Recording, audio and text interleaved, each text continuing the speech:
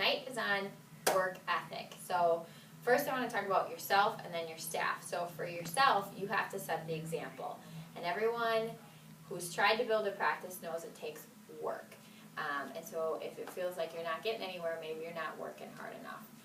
And that doesn't mean that it has to feel like that. I enjoy building my practice, but you are putting in hours and you're putting in energy and you're putting in effort, and that's how you get the return. So when you're at work, you're working, and when you're at home, you need to be focusing on what you need to do at home then too. So, you know, if your office hours are, you're in the office, let's say at 8, patients start at 9, and you take a break at noon, you need to be focusing on chiropractic during those 4 hours.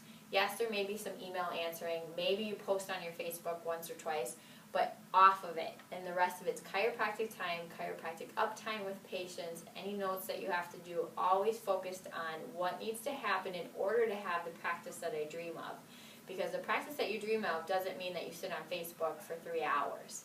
So keeping that in the real time of what am I actually spending my time doing, and am I really working that hard, or am I just saying that I'm at work?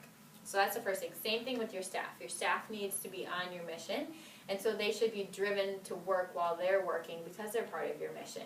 So we'll talk about bonuses and stuff later, but having congruent goals and whatnot so that they're focused on whatever patient visit or whatever thing that is kind of your tied in end of the year goal, they need to know that too so they can be on board of it, and then their uptime is focused on congruent things that are building your practice versus all the tedious stuff that maybe isn't as important and that can get done during the downtime during the day.